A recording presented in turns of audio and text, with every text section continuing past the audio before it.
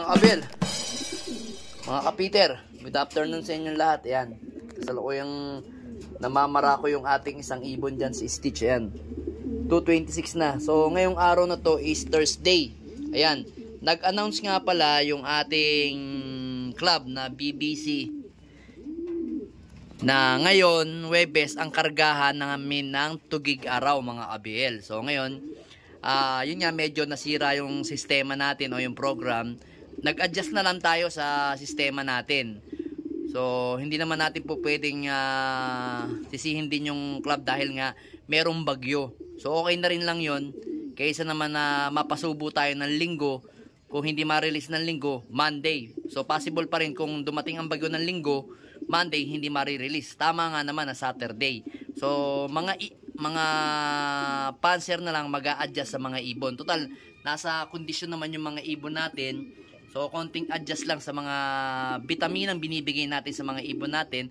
So kahapon nga is naka plain water ako, ngayon is plain water pa rin mga abel. Yan. Dapat ngayon mga abel, ang ibibigay ko sa ibon ko is yung probiotic. Ayan, probiotic ko.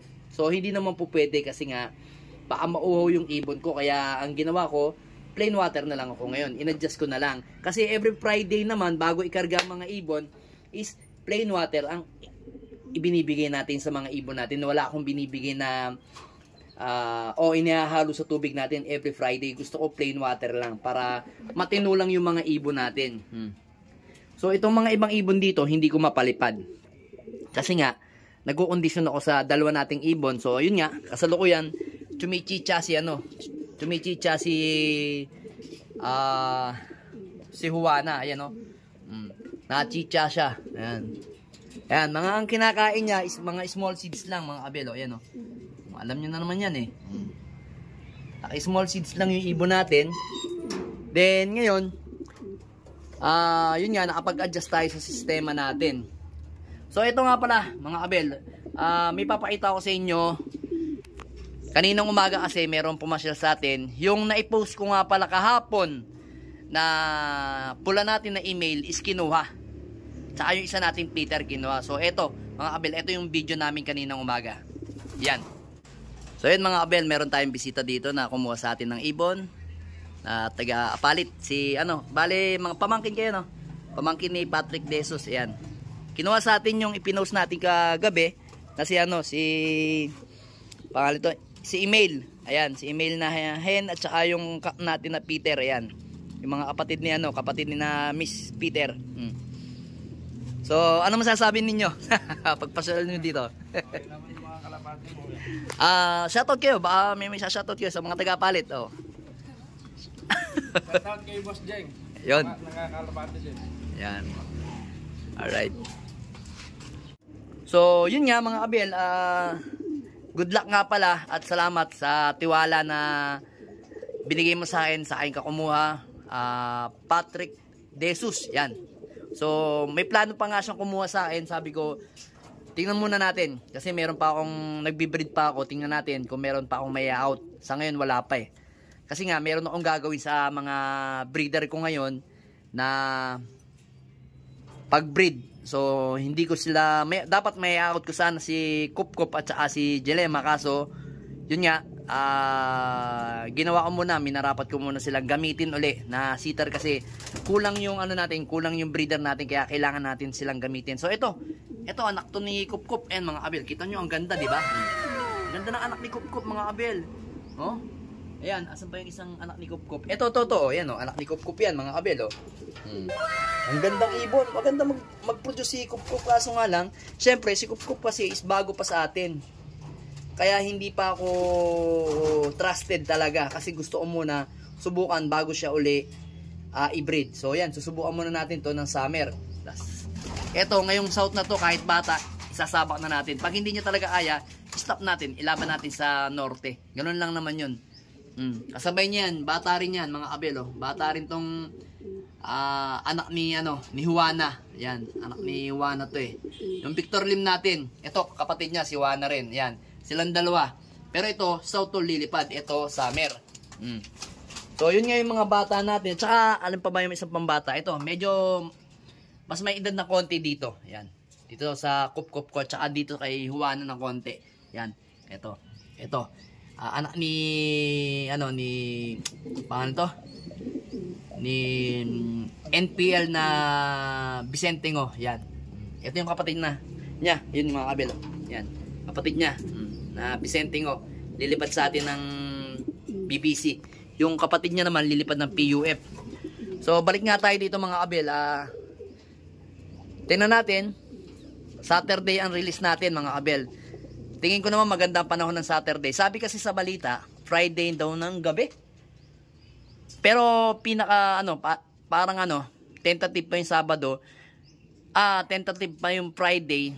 Bale, parating yung bagyo daw ng Saturday ng gabi. Yun. So, yun, makikita nyo naman yung ibon natin. Ayan simple lang, pero napakaganda. Simpleng ibon. Yun nga lang, matapang. Ayan yung asawa niya, si Juana. Ay, kita nyo naman, kilatisin yung ibon natin. Ayan, nasa kondisyon naman yung ibon natin. Yan nga pala, pinakikilala ko sa inyo si 641. Yan yung ating live sa BBC.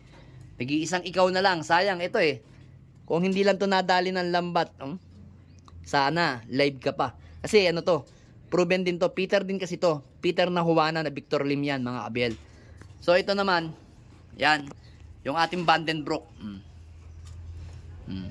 Sikretong malupit ang niyan, yung pairing niyan mga abel. So ngayon, ang gagawin naman natin is pagkatapos tapos na pala itong magmerienda yun. Pinagmimerienda ko. Ngayon, pagkatapos niya magmerienda, mamaya ng konti, magbibigay tayo ng supplement sa kanya. Tapos mga bandang alas 3 o 3:30, magpapakain na tayo sa lahat ng ibon natin. Kasi ako, ang diskarte ko mga abel, ang diskarte ko sa mga ibon, pag ikaarga, ang gusto ko kasi walang laman ang kanilang dibdib ng patuka. Kung meron man, konting-konti na lang. So ngayon, maaga kasi ako nagsasakay sa BBC kasi nga, pag dumating ako ng alas 5 doon, mahaba na yung pila. Noong nakaraan, pang 18 ata ako. Aray ko, ang layo na ng pila. So, kailangan natin maaga para maaga rin tayo matapos. Tsaka maaga rin tayong makapagpauwi ng ibon. Yun yung, yun yung pinaka pananaw ko. O yun yung ginagawa kong diskarte. Kung dalawang club naman niya, unahin ko yung BBC, then yung susunod yung PUF. Ganun ako. Para maganda matapos na maaga yung aking pagsasakay sa mga ibon. Then, yun nga, 3:30 o alas 3 magpapakain tayo sa lahatan dito. Tapos bigay ako ng supplement doon ng mga alas 4 para pagdating ng alas 5 bago umalis dito, lusaw na yung binigay kong pagkain at saka vitamins sa kanila mga abel. Ganun lang ginagawa kong diskarte sa ibon ko. Hindi ako after nila mag-meal, doon ako nagbibigay ng sinasabing pabaon. Ako, simple lang yung binibigay ko. Basta ako sinasabi ko mga abel, ang ginagamit ko lang po is B-complex na pang-tao at saka yung pan-generic yung ginagamit ko at yung B12. Yan lang ang mga gamit natin mga abel. So hindi ko na kailangan ipakita sa inyo kung anong klase mga B12 yun at saka yung B-complex. Kayo na lang mag-search kung ano nga dapat ang mga gandang ibigay sa ibon kasi sa akin yun lang sapat na mga abel. Sakalam na sa akin yun mga abel. Simple lang. Hindi ko na pinahihirapan ng sarili ko. Kasi unang-una, pananaw ko kasi sa sarili ko, pagka bumili ako ng mga vitamins na mahirap hanapin, baka pagdating ng araw, lumalaban ako ng karera, tapos maubusan ako, mahihirapan akong maghanap ng supplement. Kaya, ang hinahanap natin is alternative lang mga abel. Alternative lang sa alam na. Tsaka syempre naman, swertihan lang naman yan . Hindi naman porket mahal ng vitamins mo, magcha-champion ka. Yung iba nga, pula-puti lang, nag-overall pa . Nasa nasa lahi, wala naman sa vitamins. Nasa lahi talaga. Tsaka sipag at syaga sa pagtutos at saka pagpapalipad ng ibon. Yun lang naman ang sikreto . So update ko kayo mga abel. Mamaya, tingnan ko kung makapag-video ko doon sa loading. Papa-video na lang ako sa anak ko. Tugig araw lap. Bale, last 3 laps na lang tayo. Good luck sa atin lahat. Good luck sa lahat ng magkaarga sa Tugig Araw. Alright.